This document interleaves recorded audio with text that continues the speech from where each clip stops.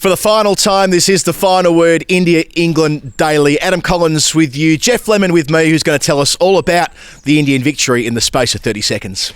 India made it 13 home wins in a row and qualified for the World Test Championship when they won today. It started with Washington Sundar and Axar Patel with the bat for the 8th wicket, 9th wicket. They took their partnership to 106. They added 71 on the third day. It all ended quickly. Washington Sundar was stranded on 96, not out, but they were 160 in front and they bowled England out for 135. Axar and Ashwin, 5 wickets apiece, and they won by an innings.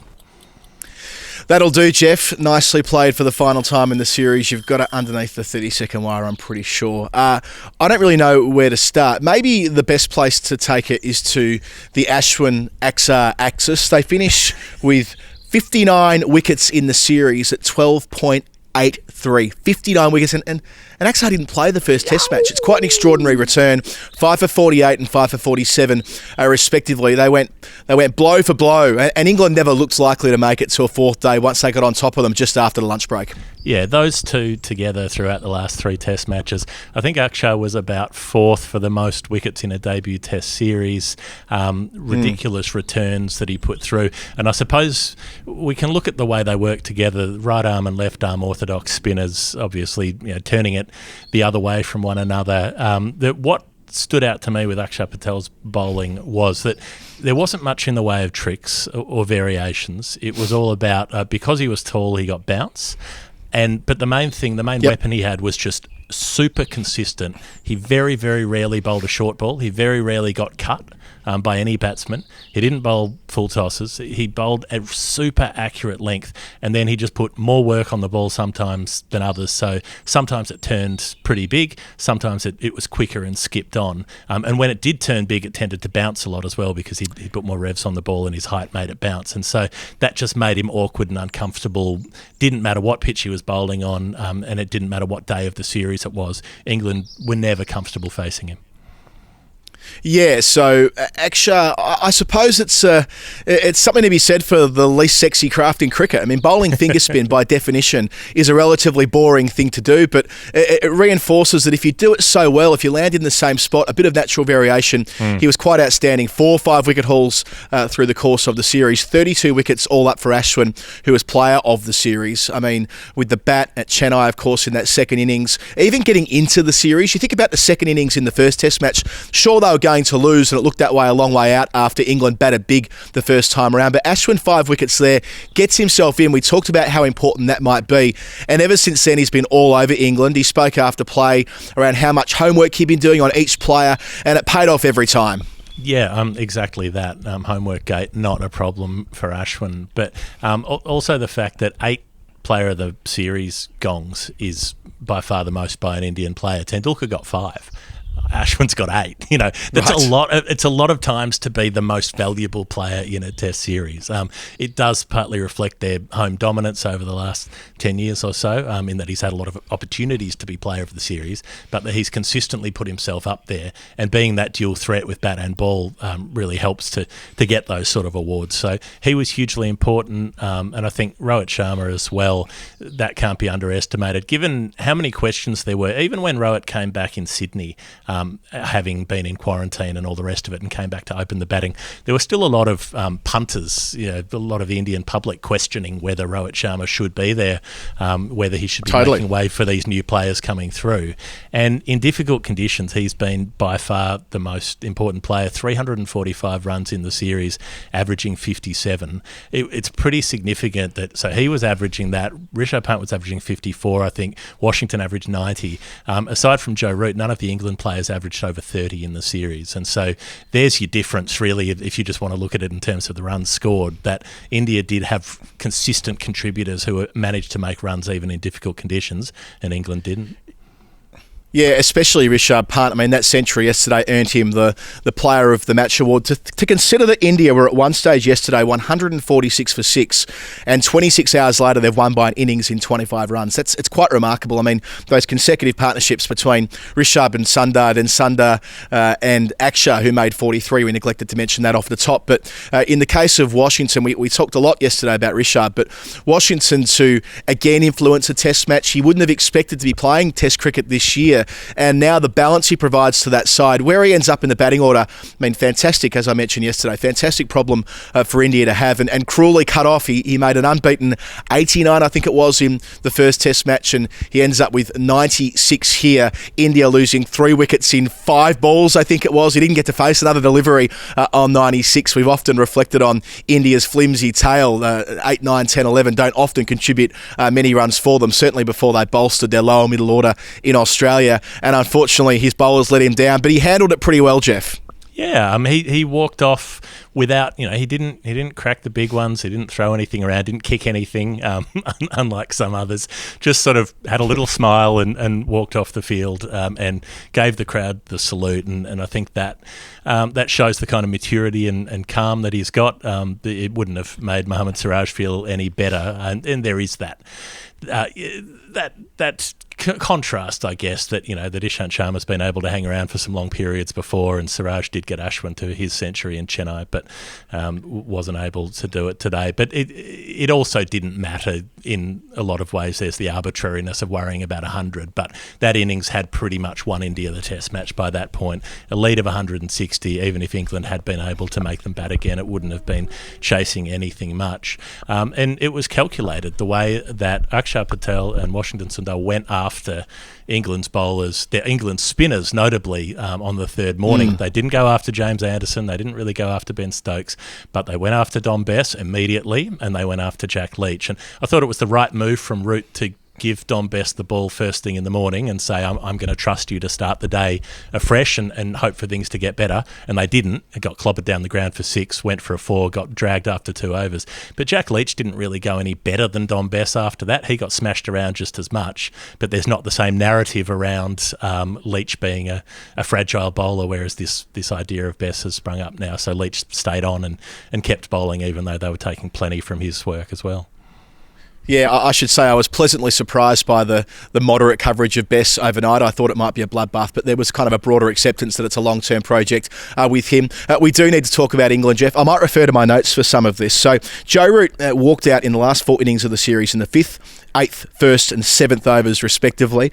They only made one, they after Joe Root's double 100 in the first Test match, only 3 half-centuries, including Dan Lawrence today, it should be said, but Lawrence, Stokes and Crawley in the third Test. There were no 50 partnerships for England after the first Test, which just seems remarkable. Wow. Since the first innings of the first Test to go an extra step further on that front. So really, I mean, depending on, it doesn't really matter how you measure it. They were just monstered. They had nobody apart from Root in that first Test who were able to combat the Indian spin on a consistent basis.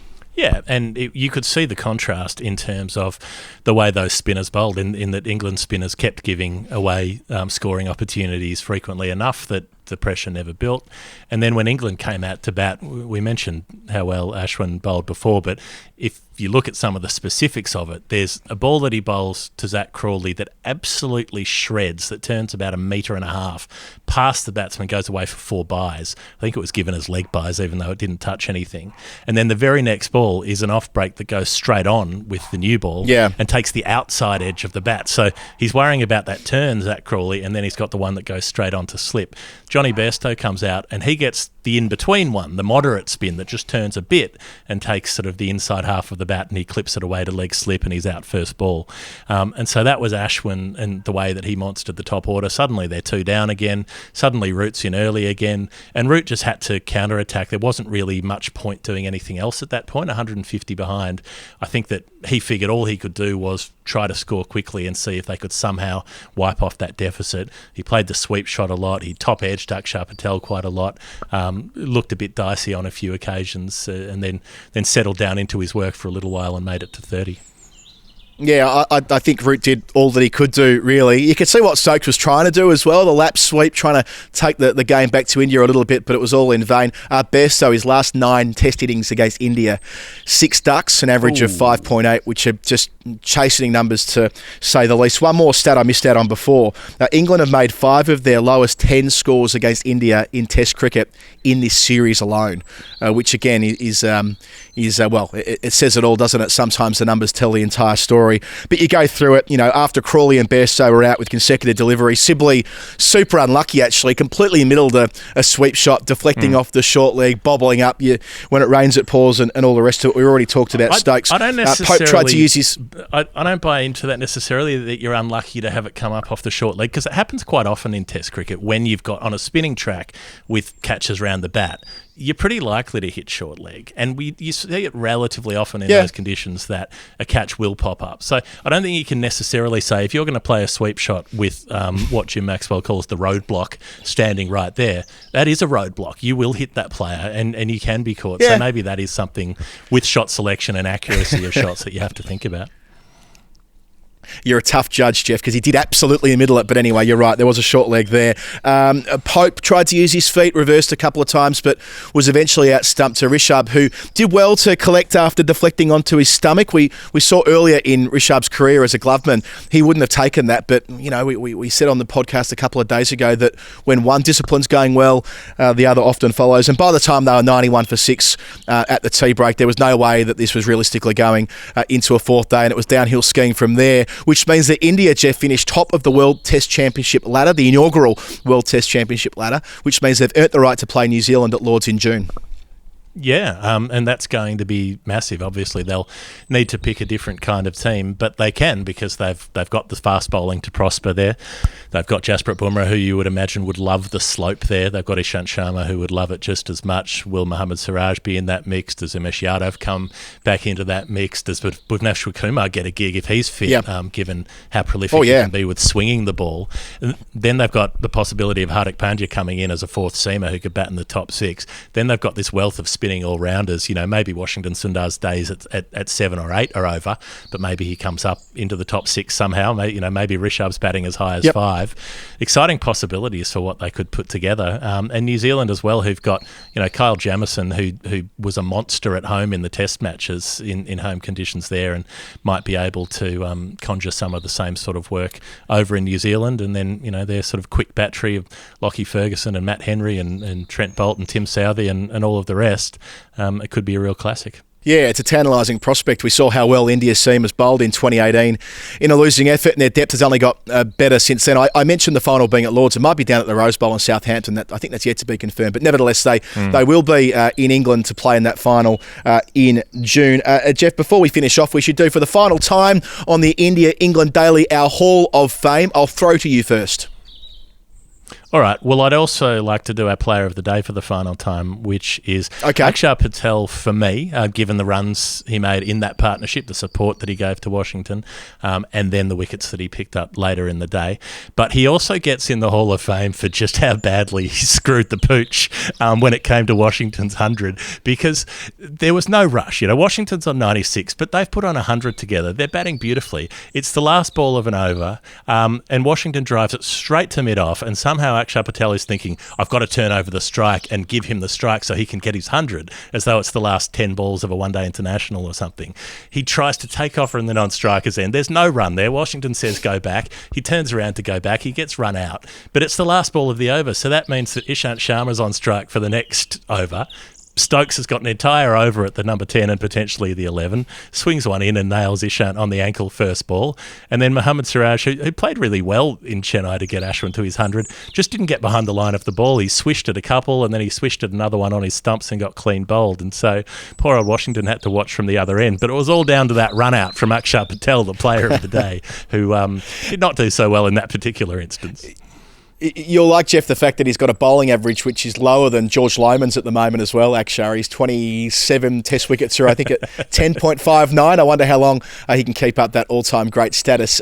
My nominations for the Hall of Fame, one to Joe Root for walking out to the presentation wearing socks and sandals, which I thought was a really strong move to finish the series on. And he spoke beautifully too, it must be said. Joe Root, as Harsha Bhogle observed on the commentary, is a fantastic ambassador for not only England cricket, but for Test cricket across the board. The other Hall of Fame nomination, well, there'd have to be Virat Kohli picking up the ball at point and then just nailing Joe Root in the balls by mistake. Just tried to throw it back to the keeper, missed completely, and smashed the opposing captain in the nuts. And as far as a symbolic gesture of how this series went for both teams and both leaders, that was probably fairly apt. But yeah, Joe Root coming through the stump mic saying, "Oh, come on, Virat." Like, that was, it was pretty classic comedy. All right, Geoff, time to bring this show to an end. It's been just wonderful making this each day through the course of the India-England series. We're sad it's over in 3 days, really, and that the previous test only went for 2, that we couldn't do it more often. But the good news is this YouTube channel is only in its infancy, and of course the podcast is going to be there twice a week, our weekly show, our history lesson called Story Time on the weekend. So if you've found the final word via the YouTube channel, via this series, there's a lot more to come throughout the course of 2021. Week to week, and we'll be doing more of these daily shows later in the year as well. Yep, that's right. If you like what we're doing, patreon.com/thefinalword is the way to support it, or otherwise just watch and listen and share it around, and I'm sure we'll be back with something else, whatever it is, pretty soon. This has been The Final Word India-England Daily. Adam Collins and Geoff Lemon signing off. India, quite outstanding.